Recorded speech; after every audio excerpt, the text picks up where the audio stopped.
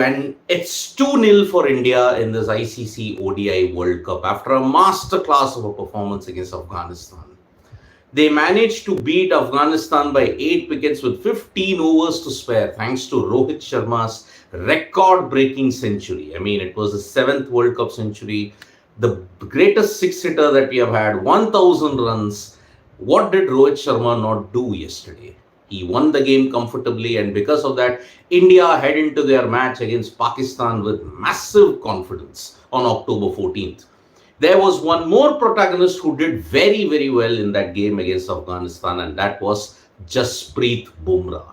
Now, Jasprit Bumrah's 4 for 39 on a wicket that was considered to be a belter was probably the best spell that he's ever bowled. I mean, his haul of 4 for 39 was the best that he's ever had in the World Cups.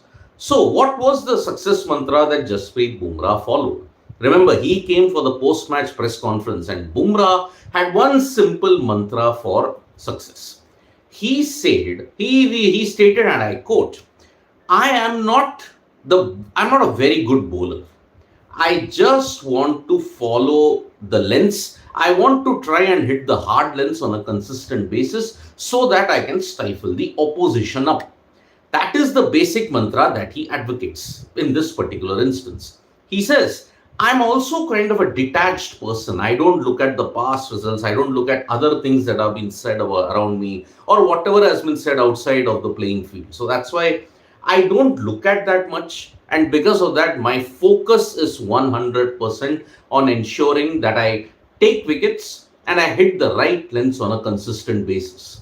So you look at it, the accuracy factor that Jasprit Bumrah had yesterday was simply magnificent. I mean, 80% were around the back of the length or the good length area on that particular belter. Hardly anything was full. So only one boundary he conceded, and that too, it was just over the that one shot that he hit. And also Rashid Khan hit a 6, but then after that he got his revenge. So that's why removing the major batters in the Afghanistan team, like the form of Rashid Khan, Mohammad Nabi, all of them, it was truly a brilliant bowling exhibition from Jasprit Bumrah. And remember, as the games go on, maybe 1 or 2 games towards the fag end, he might be rested.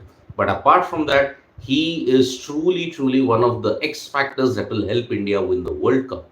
Remember, 2-0, it's a fantastic start that you've had, but we've had fantastic starts in the past also. 2011, 2015, 2019. We've had great starts indeed, and it's just in the middle portion where India does tend to struggle, but that they'll be looking to avoid when they face the other opponents in the coming months. I mean, remember, 2 days from now, day after tomorrow, you're going to see India versus Pakistan. Then after a 4-day break, you'll see India versus Bangladesh.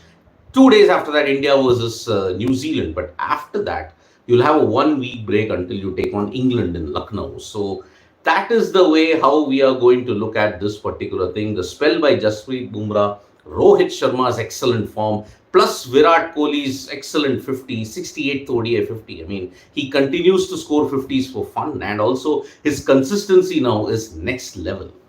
So that was Jasprit Bumrah stating that he just does not believe that he's a very good bowler. He just tries to keep it simple, and that he's detached around whatever is happening around him. He just doesn't want to look at all the other things that are being said, and that's why he is considered to be one of the best in the business for this reason. Keeping it simple and detachment. That is the way. There's another 2 synonyms that you can have for the process. Now, yesterday in the game that we saw, we had a very good moment indeed. I mean, Naveen and Virat Kohli, the feud ended.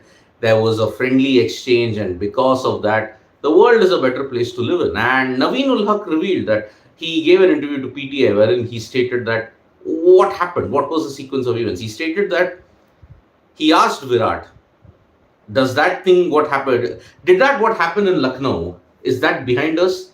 Virat said it is behind us. And then he went on to add that, see, all these kind of things stay on the field. It doesn't go outside of the field. People make it big. They needed to ensure that they have stuff to talk about. And it was a direct dig at the toxic fan bases that were there. Because in the end of it, whatever happened in that, it didn't leave both the teams with a lot of goodwill. that IPL game. I mean, you cannot take all these kind of things very, very seriously indeed. I mean, if it had happened in a World Cup, you have to take it very seriously. But then it's an IPL game. You cannot take it that seriously. And that's why Virat Kohli and Naveen ul Haq, it has shown that you can bury the hatchet and move on. It is only these toxic fan bases and all the fans, these delusional fans, who continue to say, oh, we want a fight, we want a fight, we want a confrontation, we want to see that sadistic pleasure that is there. And thankfully, Virat Kohli became the statesman that he is. He did it in 2019 itself when he shut down one unruly section of the Indian crowd who were absolutely taunting Steve Smith for no reason. Then after that, if you look at it, 4 years down the line, he's done the same for Naveen ul Haq also. So the conversation, you can argue that who started it, who it was Virat who started it, it was Naveen who started it, you can argue about all that.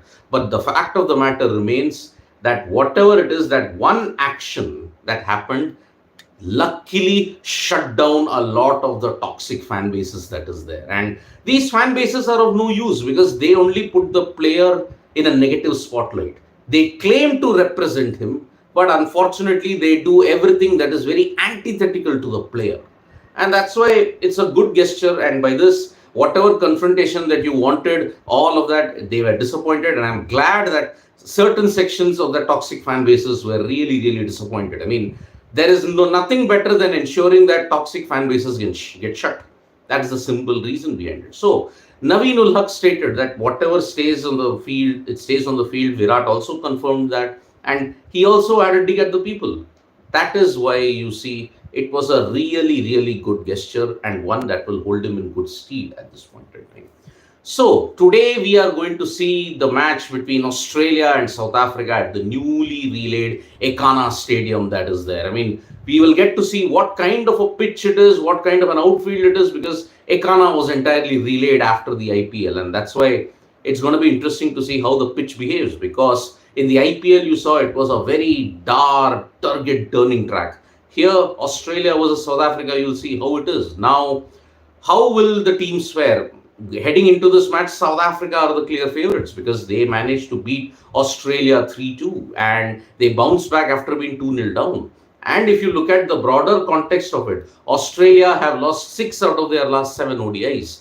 On top of that, they have also managed to ensure that they have lost 12 out of the last 15 ODIs that they have played against South Africa. So it's not going to be easy for Pat Cummins' side. And remember, if you're 2-0 down after the end, at this point in time, you're in big trouble, boss. And that's why Australia will be desperate to ensure that they do not lose to South Africa. But if South Africa win, they have made a big statement by stating that, okay, we are here to compete in this World Cup. Unlike in 2019, where their entire campaign was a mess. So South Africa versus Australia, remember, South Africa beat Australia by a very small margin in 2019.